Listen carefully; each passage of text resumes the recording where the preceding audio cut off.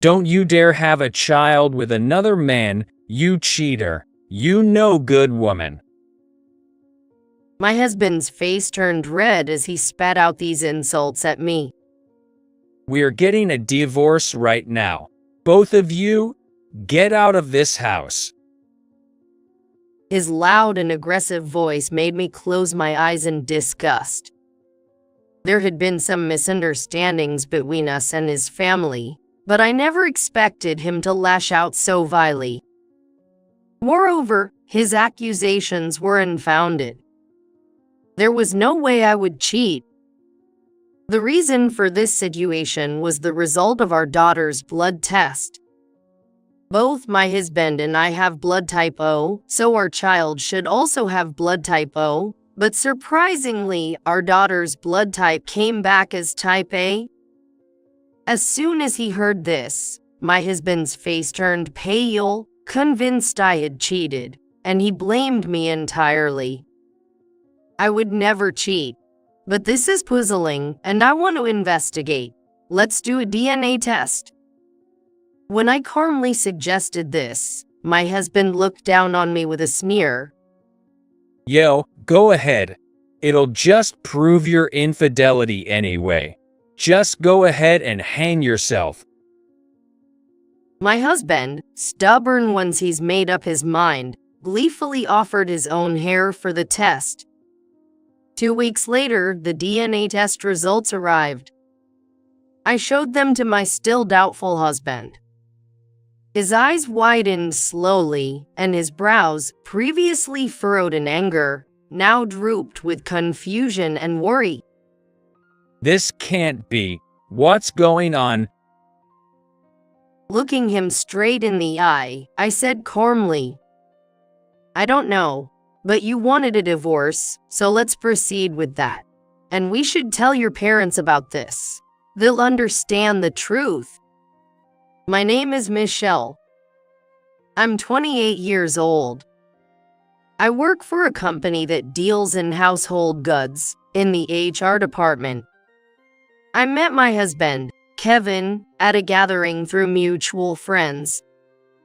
He works in a family-owned tech business with his parents. I decided to marry him because his easygoing nature was a soothing contrast to my structured corporate life. We got along well, but dealing with my in-laws was a constant source of stress. Because my in-laws think that a woman should join her husband's family after marriage, though I want to continue my job even after marrying, our views clash, leading to me receiving snide remarks every time we meet. Are you still working? It's disgraceful for a woman to be gallivanting about. Quit your job and help out at home. My mill often called me just to say such things. Dodging her was one thing, but it was quite stressful to spend my precious days off with her. I love my job, and recently I've been involved in hiring new talent. I look forward to building my career.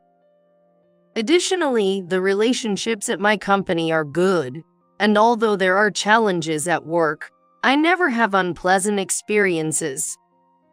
It's not just about the money. I want to continue working.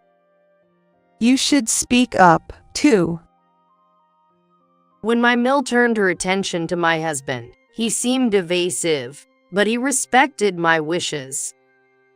If she wants to keep her current job, that's fine, isn't it? Dad's still healthy, and I'm not going to take over right away. Let us have our own family life the way we want it. Hearing this, my mill narrowed her eyes in irritation and clicked her tongue.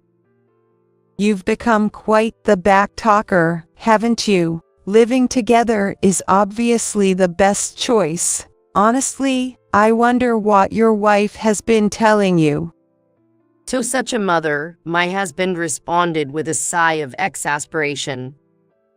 Seriously, even if she helps out, it's not like our sales are going to skyrocket overnight. Having her work would increase our income, and that would be more helpful. While listening to this, It would be a lie to say that thoughts like, "Is it all about the money?" or "I wish for more affectionate words" didn't cross my mind. But I appreciate the fact that he was protecting the lifestyle I desire. I decided to turn a blind eye to the emotional aspect and be thankful to my husband. However, if such exchanges continue for months, half a year, and then a year, I can't stay the same. My mill, without giving up, keeps insisting on living together and retiring. It seems she really has a strong attachment to this idea and is not willing to compromise at all.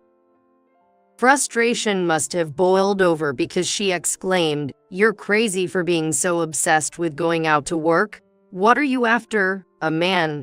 Yes, that must be it. You're neglecting your husband for a man at work, aren't you? How disgusting. That's just filthy," she ranted, letting her imagination run wild and working herself into a hysterical state. Calming her down was tough, and it took effort to placate her with tea and snacks. Of course, my husband never believed her fantasies. But he seemed to grow wary of Mimel's constant nagging and tantrums, and he no longer stood up for me as he used to. Look, if it's going to upset Mom this much, shouldn't we just give in? You must be stressed out with her raging all the time, Michelle. Eventually, I'll take over the business anyway, and it might be quicker to just quit your job and live with my parents. Kevin murmured this while looking down at the dining table. After finishing, he held his head in his hands and sighed deeply. I can understand how he feels caught in the middle and tormented between his mother and me. However, I was shocked to lose the support of someone who used to stand by me. Why? Why would you say that too? I stopped washing dishes and appealed to him in a tearful voice. Why, you ask? You see how my mother is. I'm tired of being constantly attacked by her just for continuing our current life. And you must be tired of it too, right? We've been dealing with the same thing for over a year now. Do you still want to keep working despite that? Indeed, I had reached my limit with the escalating sarcasm and verbal abuse from my mill. But my job is an important part of my life. I really don't want to let it go. And considering my mill's nature, living together could just start a new phase of harassment. Yes, but you're her son, right? I want you to convince her. You said it was beneficial for us to have my income. Don't just cave into your mother. There's no guarantee that living together will solve everything. Tears were welling up in my eyes, but at the same time, I was clenching and trembling my fist. As well as feeling sad about my husband's betrayal, anger was bubbling up inside me. Then, Kevin, clearly irritated, slammed the newspaper on the table and stood up abruptly. Enough already. That's old news. Sticking to the same opinion won't solve anything. You're stubborn and selfish. Wait, you say what suits you and flip-flop when it doesn't. That's dishonest. I retorted strongly as he tried to leave. Our day ended with such argumentative exchanges. I was exhausted and went to bed early, leaving the chores half done. Why had things come to this? The issue with my mill was bad enough, but what was really painful was how my husband's attitude has changed. If he drifted away, I would be completely alone and unsupported. Feeling utterly alone with no one to support me, I had to stand firm in my beliefs, which was an incredibly daunting experience. Our relationship had been strained since that fight, but a few weeks later, I found out I was pregnant.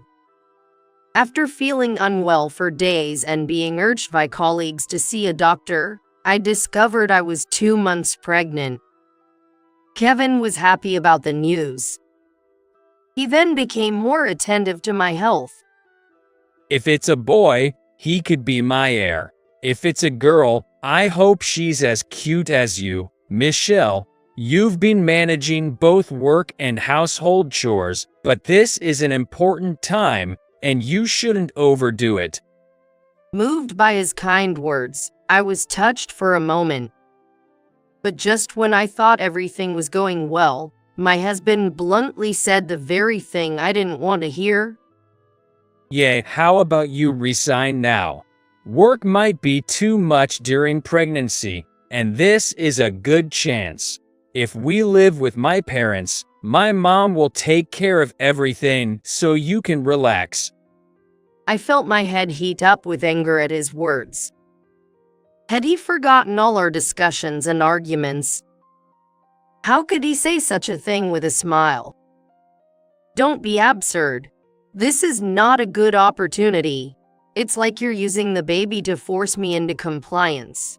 We didn't have a child for that reason, did we? I'm not quitting my job. As I ranted, Kevin looked troubled. Calm down. Why are you so angry? It's common for women to quit after getting pregnant. It's common, but my company has maternity and parental leave policies. I plan to take maternity leave, then return to work. If I quit now, we'll lose the income during the leave. Kevin listened to my persuasion absently at first, but he suddenly became attentive towards the end. It seemed like the financial aspect caught his interest. Oh, so maybe quitting after the parental leave could work. Let's just take the leave for now and decide later. He said that in a vague and non-committal tone, then he looked away from me. Looking at my husband turning on the TV with an indifferent face, I couldn't help but sigh. I hadn't realized before we married, but I never thought he could be so opportunistic and materialistic. I must be stronger going forward. A few months later, I went back to my parents' house for childbirth. I wanted to avoid any interaction with my in-laws and Mill around the time of the birth. My parents were very worried when I told them about my Millen husband, and they were even angrier at my husband than I was. You can't trust someone whose words change so frequently. You absolutely shouldn't stay with him. If this continues, it might be worth considering a divorce. My mother must have been really upset about my husband, for she spoke in a low voice while forcefully handling the knife she was using to cook. Even I, who had actually had a big argument with him, felt overwhelmed by her intensity. Thank you, but he's not a bad person as long as his mom and family don't interfere. Life will change once the baby is born, so I want to wait and see how things go. I said this, and my mother sighed worriedly. You're patient, which is good, but you tend to bottle things up.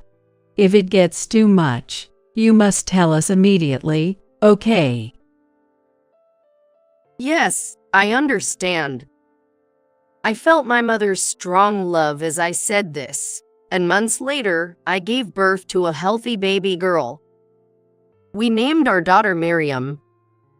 I continued to live at my parents' home, preferring it instead of being near my in-laws. And after a year, when I found a daycare, I returned home and resumed working. During my stay at my parents' home, my husband visited occasionally to see our daughter, but we never discussed living together with his parents or resigning from work again. Rather, both of us avoided the topic. My mother never showed her anger in front of me but pressed him indirectly. Now that the family is growing with the birth of the child, please support Michelle and the child properly. While emphasizing please take care of them, she exerted pressure indirectly. Upon returning to the house where I lived with my husband, I found that neither he nor my Mill had changed, and Mill would barge into our home to see her grandchild and berate me, saying, "Enough is enough. How can a woman who has given birth not live with her husband's family and still keep working? There's a limit to being stubborn." As for my husband, he would just make non-committal remarks like, "Well, parenting has its ups and downs. It will all work out eventually," brushing everything off with casual comments. And just like that, 2 years flew by. My daughter's growth was remarkable. She could then walk around freely and has even started to talk a bit. I continued working part-time while sending my child to daycare, without living with my in-laws. My husband seemed too accustomed to both his mother's tirades and my arguments, merely watching TV impassively during our disputes. I no longer had any expectations of him. I hoped that someday, with my own strength, I would be able to convince them, and I was waiting for the right moment to do so. One day, my daughter Miriam fell ill. She developed red rashes all over her body and cried uncomfortably, whether in pain or itchiness. Realizing the seriousness, I took emergency leave from work and rushed her to the hospital. They suggested a blood test just to be cautious, so I requested the necessary tests. When asked about her blood type, I said we didn't know, so they included it in the tests. I thought it was unnecessary, but the doctor recommended it as a precaution, so I reluctantly agreed. The diagnosis revealed that the rash was atopic dermatitis, and specific medication was prescribed. It was good to understand the inflammation and how to treat it, but the issue was the blood type revealed by the test. My husband and I are both type O, and logically our child should also be type O. I was reluctant about the blood type test because I thought it was unnecessary, given what we already knew. Yet, what could this result mean? Feeling an indescribable chill, I returned home. I then calmly called my husband to discuss our daughter's atopic dermatitis and showed him the blood type test results. "Isn't it strange that we're both type O, but Miriam is type A?" I asked him while looking down. He became furious, raised his voice, and said, "This means divorce. You must have cheated at work." Shocked by his aggressive manner, I flinched. "Wait, this is just a report. There might be a mistake in the test results." "No way. Having a child with another man, how? My mother said your obsession with work was because of another man, and she was right. Pretending to be a career woman while messing around with men, what a player." My husband, with his face turning bright red and spitting, hurled insults at me. Overwhelmed by the loudness and violence of his voice, I felt a deep revulsion and instinctively closed my eyes. The harshness of his words and his baseless accusations filled me with disgust and shock. "Stop talking like that. I would never cheat. You know I've been going back and forth between work and home every day. Don't you trust your own wife?" There's no trust or crap to talk about. The test results here say it all. Kevin yelled, aggressively slapping the paper with the test results. It seemed like we were completely failing to communicate. I had completely misjudged my partner. That was a painful realization to me. I won't raise someone else's child. I don't even want to see the face of a child born by such a worthless woman. Get out of this house, both of you, right now. And since you cheated, expect me to sue for alimony. His shouting filled the house, waking Miriam in the next room, who started crying. As her rash had not yet subsided, I could only imagine how uncomfortable she must be feeling at that time. While I was distressed thinking about my daughter, my husband was forcefully trying to evict us from the house, piling our belongings on us right then and there. In a panic, I grabbed my valuables and the medicine prescribed by the hospital. Then, at the doorway, I confronted my husband one last time. Please listen to me. This is too strange not to investigate. If it bothers you that much, let's do a DNA test.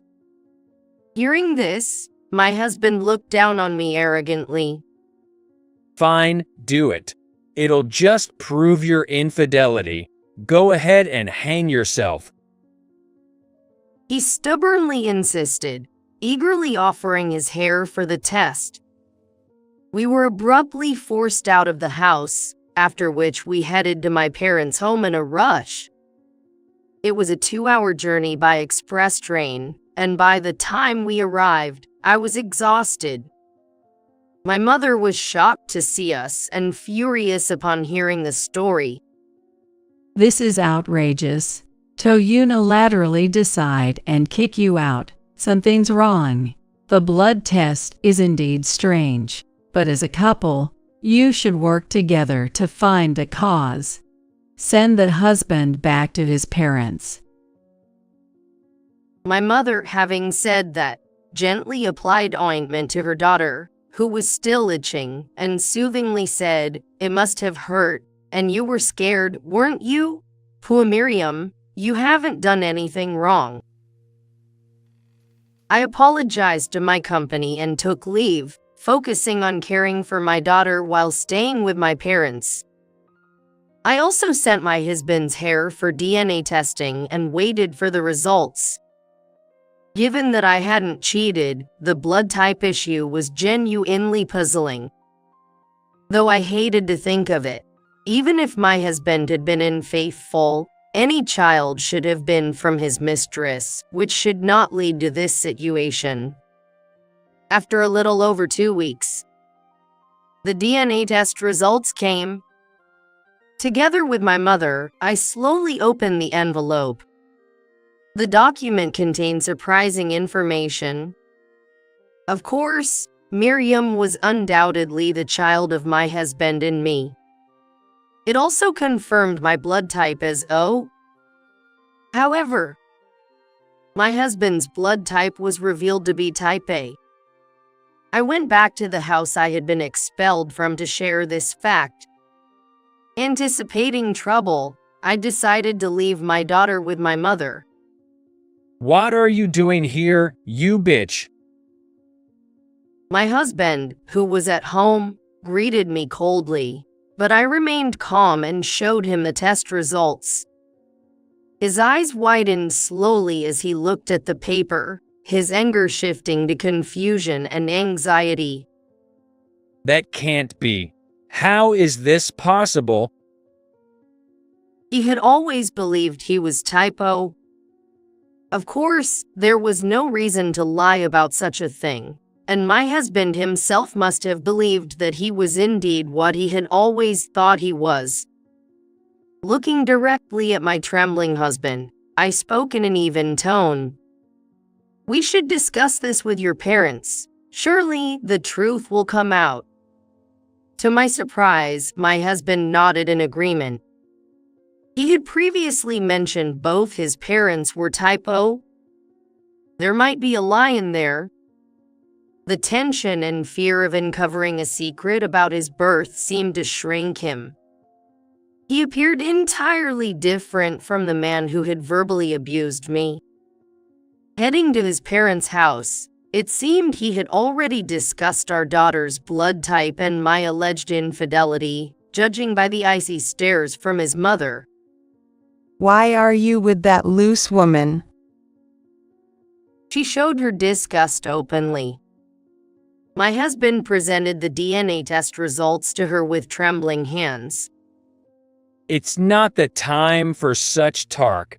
Look at this. You and Dad both said I was type O. Why does it show type A? She slowly took the paper and stared at it intently, her face strained. Then, we were led to a back room and seated on a sofa. Facing us, she sat upright, her demeanor formal and silent. She seemed to have something to say but hesitated, biting her lip and looking down. Why are you silent, Mom? Is there a reason? You're type O, Dad's type O, so naturally, I should be type O too, right? My husband, trying to appear strong, was visibly shaken, his hands trembling under the table. Well, but My Mill's face quickly lost its vitality, turning as white as a doll's. She frowned painfully, her lips turning purple and trembling. Come on, why won't you say it? Tell me the truth. Despite noticing his mother's condition, my husband persisted in his questioning. Then there were a few seconds of silence. Then my Mill let out a quiet sigh and slowly started to speak. I've kept silent until now. The truth is, Kevin, you are not the child of your father and me. Understandably, my husband was greatly shaken by this sudden revelation. What? No way. What do you mean? Naturally, Kevin was greatly flustered by sudden confession. When I was about to marry your father, I had a careless affair with another man. You are the child from that time. My husband was then 30. It must be a tremendous shock to see the belief in one's family crumble after all these years. He was visibly shaking from head to shoulders. Does Dad know about this? When my husband asked, his mother made a pained expression. And just from that look, the answer became clear. You've hidden this from me and Dad all along. My husband, mouth agape and on the verge of tears, continued to stare at his mother. She shed a single tear. Kevin, it's true that we raised you dearly as our own child. She had an affair shortly after her marriage and became pregnant with that man's child, continuing her life while deceiving her family that the child was her husband's. Yet, she maintained her love for her son throughout. Even if you say that, I can't accept it. So, was your affair partner type A? Why hide such an important thing? My husband, eyes red from holding back tears, stood up to confront her. Probably. She murmured, then fell silent, looking down. What a situation. The long-hidden secret of my Mill came to light because of my daughter's blood type. Was it fate or divine retribution? At least Miriam is undoubtedly mine and my husband's child, leaving me with no further role. I was ready to watch the unfolding scene. Can this really happen? True, I never verified my blood type through testing. I've always been healthy since childhood, so I never needed to. I had no choice but to believe Mom when she said I was type O. I truly am sorry. At that moment, my Mill responded meekly. Quietly, the door to the room opened. I've heard everything. There stood my Phil, his expression beyond anger, chillingly impassive. He also had recommended letting me into the house and would make snide remarks whenever we met, but I didn't interact with him much because my Mill's extremism was too dominant. His face, usually concerned about his business's future, now expressed a feeling of betrayal and disappointment towards my Mill's concealed infidelity. Hey, is it true that Kevin isn't our child? My Phil asked in a low voice. Were you listening? My Mill began to panic, realizing her private conversation had been overheard. While she fumbled for excuses, my Phil found the test results and scrutinized them. You had an affair with another manual, and you've been deceiving me all these years. My FIL's mask of forced calmness quickly fell away. His face turned bright red as he shouted at my Mill with a demonic expression. I didn't mean to deceive you. Kevin is our beloved son. Haven't we cherished raising him? Yes, indeed. Deceived by you. I've been raising another man's child for 30 years. With a loud bang, my Phil slammed the test results onto the table. At his fierce demeanor, both my husband and I involuntarily flinched. Unable to withstand his fury, my Mill stood up to retort. What now? It's useless to get angry about it. I haven't been in contact with that man anymore, and it was 30 years ago. It should be statute barred by now, right? No statute of limitations. I never thought you could be such an unfaithful woman. The evidence of your affair is still standing right here. My Phil shouted this while pointing at my husband. Caught in the shocking quarrel between his parents, my husband was speechless. Given this revelation, I will end our marriage. We're getting a divorce. And you, Kevin, if you're not my son, don't ever cross our threshold again. Wait, this can't be real. Amid the ongoing quarrel between my in-laws, my husband was thrown out of the house. Feeling excluded, I also left and ended up discussing divorce with my husband at a nearby diner. I understand you didn't cheat. It was all a misunderstanding. Miriam is definitely our child, so I take back the divorce. We should just go back and live together again. Indeed, typical of my opportunistic husband. It was surprising that he came up with such a convenient proposal at this point. With a sense of disillusionment, I responded in a measured tone. Of course not. The misunderstanding is cleared, but words once said can't be unsaid. The things you said were too harsh, not only towards me, but calling Miriam a child of a worthless woman is unforgivable. I can't stay married to someone who can say such things easily. I'll proceed with the divorce. Wait, don't say that. He tried to stop me, but I gave him a cold smile. Isn't it for the best? You'll be rid of a wife who won't live with your parents or quit her job and doesn't listen to your family. You used to support me, but gradually you just followed your mother's words. I refuse to stay with an unsupportive husband. Let's handle the rest through a lawyer. Goodbye. I quickly stood up, leaving my bewildered husband alone in the bustling diner filled with happy families. Then, I boarded the train to pick up my daughter waiting at my parents' home. He returned to his family home only to be denied entry, as his father had said, and was fired from the family business. Naturally, I received a message stating that the discussion about him being the heir was now void.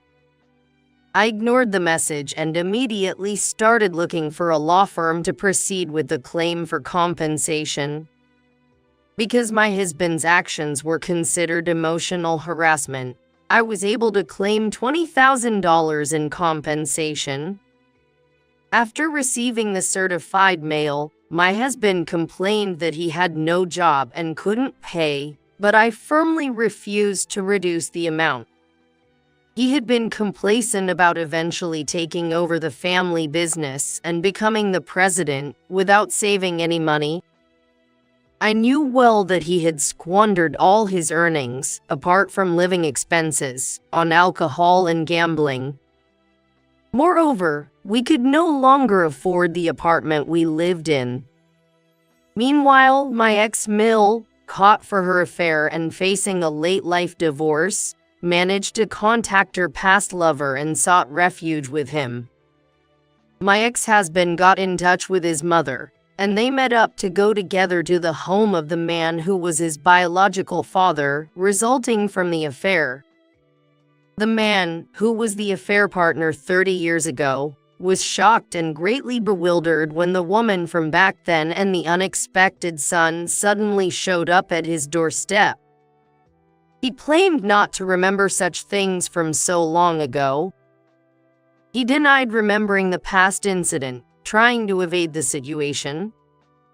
My ex-Mill, catching him, insisted on a DNA test, claiming she would bear the cost. This scene unfolded at his doorstep, discovered by his current wife, leading to a confrontation among the three. The affair from 30 years ago was now exposed, and the biological father's wife, upon learning of his past infidelity, initiated a divorce, causing a commotion in front of my ex-Mill and my ex-husband. Following the argument between my ex-husband and me, there was a fight between my ex-husband's parents, and finally a confrontation between the affair partner of my ex-husband's mother and his wife. One chaotic scene led to another, resulting in a tumultuous situation everywhere. While this was happening, I rented a new apartment close to my parents' home and started living there with my daughter. I never wanted to return to the room I shared with my husband, nor could I rely on my parents' house indefinitely. My mother later encouraged me, saying, "Your husband is strange, and so is his family. It's good that you divorced. From now on, let's take good care of Miriam together." I felt relieved with her occasional assistance. After apologizing and explaining the situation to my company, I requested a transfer to a branch closer to my new home, which was granted due to my good work record. My work performance had been well regarded, so although it was regrettable to leave the main office, my transfer request was accepted, and I was able to return to work successfully. Just as I was starting my new life, my mother arrived at my house with an angry expression. Can you hear me out? It seemed she wasn't angry with me, so I let her in to listen. Your ex-husband showed up at our house of all places. Can you believe it? As my mother sipped the tea I made, her brows furrowed in irritation. I felt a sense of disgust at his shamelessness and sorry for the trouble caused to my parents' home. He said he's unemployed and can't pay child support, so he came begging to you for help. When I told him you've already started a new life, he turned pale and trembled, shamelessly asking us for money too. He was so disgraceful that I quickly threw him out. After venting, my mother seemed relieved and drank her tea quickly. "I'm sorry for causing trouble even to you, Mom." When I apologized, she gave me a generous smile. It's okay. It's all over now. I warned him that I'd call the police if he came again, so he won't bother us anymore. You should forget about it quickly and focus on doing your best for yourself and Miriam. My mother said this and gently tapped my shoulder. Encouraged by her warmth, tears welled up in my eyes. By the way, my mother is genuinely typo. Afterward, I received messages and voicemails from my ex-husband almost daily. It seems that my ex-husband, his mother, and her affair partner, all ousted from their respective homes, ended up living together out of necessity. When I saw the messages, I couldn't help but laugh at the bizarre combination. However, it was clear that those who had caused such turmoil couldn't possibly live together harmoniously. Indeed, it seemed none of them were getting along. He turned to me for help, brazenly seeking assistance in his audacity. I ignored everything and blocked his accounts and phone numbers. Yet, my ex-husband's refusal to accept reality persisted. Then, he even went so far as to show up at my current workplace. Fortunately, he never got the chance to confront me. Haunted by the repeated harassment, I had discussed his behavior with my company, which had taken preemptive measures. The moment the entrance surveillance cameras captured his presence, an alarm sounded throughout the office. I watched his actions through the office monitors. He was startled by the alarm and ran away from the approaching security guards. Witnessing my ex-husband's obsession, my coworkers unanimously sympathized with me and promised to prevent him from coming near in the future. Following that incident, another person visited my company. Surprisingly, it was my ex-Mill, with whom I should have had no connection. Unfortunately, she arrived during my lunch break when I was out of the office and confronted me in the hallway. Finally found you. You need to take responsibility for once. Her voice echoed in the office corridor. A passerby employee looked on with concern as someone from outside the company angrily confronted me, distorting her face in rage. "What do you mean, suddenly? Why have you come to my workplace?" As I stood bewildered, she, now considerably more haggard and pale than before, began to shriek at me in a shrill voice. Of course, it's your responsibility. If only you hadn't looked into things like blood types, if you hadn't done that DNA test, none of this would have happened. Your unnecessary actions have ruined everything I've built up. Now it's all a complete mess. Despite her own infidelity and decades of silence, she tried to shift the blame onto me. As she lunged at me, security detained her. The situation quickly escalated to the point where the police were called. Strangely, my ex-husband was also present, seemingly watching from the shadows, and it appears they were both taken in for questioning together. I desperately wanted them to stop. I had already begun a new life and was completely severed from my ex-husband through divorce. "I'm begging you, just let me live a peaceful life," I thought to myself as I headed home the next day. Just like the previous day, there was someone lurking in the hallway at the office.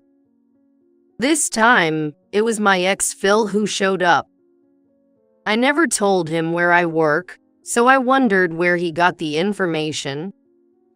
Feeling uneasy, I met his gaze and he said, "Well, I've made some noise and caused a lot of trouble in the past. After divorcing my wife and kicking out my son, I realized we're short-staffed at the company. Just because we're divorced, you're still part of the family, right? So, how about helping out at our place as an employee?" he said with a sly grin, spouting some nonsensical theory. "Please don't be ridiculous. I am your estranged son's ex-wife. We have no connection now. If you're headhunting, please look elsewhere." When I responded with at most calm, my ex-Phil's smirk quickly turned into a sharp glare, and he aggressively closed in on me. What? You're talking back now. When you were married to my son, you refused to quit your job or live with us, always having your own way. And now, even when I'm offering to hire you from scratch, after cutting ties with my son and wife, you still refuse. Geez, modern women are also presumptuous and annoying. His unreasonable behavior was obviously out of place, and just like when my ex-mill showed up, security and the police arrived soon after and took him away. Thus, the days of the three related individuals intruding on my workplace came to an end, and I was finally able to be free, with my colleagues expressing their concern for me. I can now focus on my work peacefully. Regarding my ex-husband's family, it seems my ex-Phil tried to use the still family even after divorce theory on my ex-husband and ex-Mel to salvage the understaffed business. Both my ex-husband and ex-Mel, struggling with housing and finances, reluctantly agreed to help if it meant having a place to live and work. But a family so riddled with lies and betrayal couldn't possibly function well together. As expected, both their family life and business did not go well, with loud arguments echoing throughout the neighborhood day and night, leading to their ostracism by the community.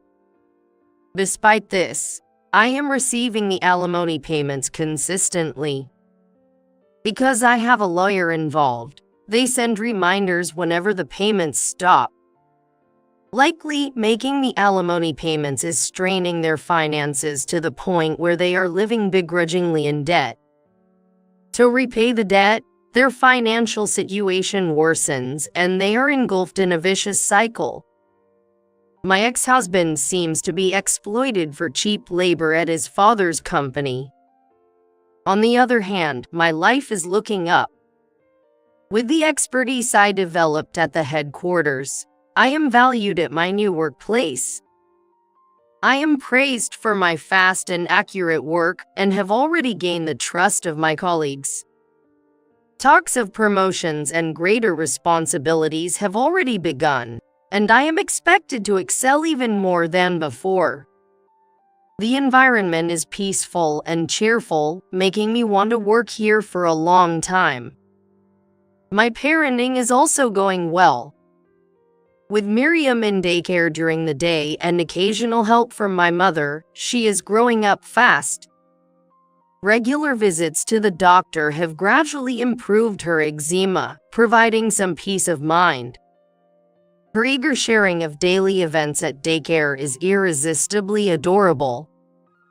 Her third birthday is quickly approaching, and my mother and I are discussing how to celebrate it.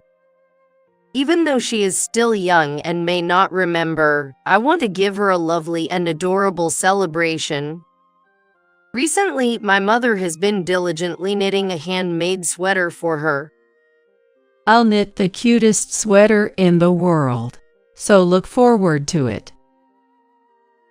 My mother said, beaming with enthusiasm in front of me. I've started baking, making daily treats while preparing to make my daughter's birthday cake with my own hands. Strawberry cake is nice, but apple pie sounds good too. What do you think, Miriam? When I asked Miriam, she adorably responded, apple pie. Her cuteness made me smile involuntarily. There might be hardships in the long journey of life ahead, but I want to face them with a smile, trusting the people around me, carefully handling both my job and parenting. With Miriam by my side, everything feels manageable.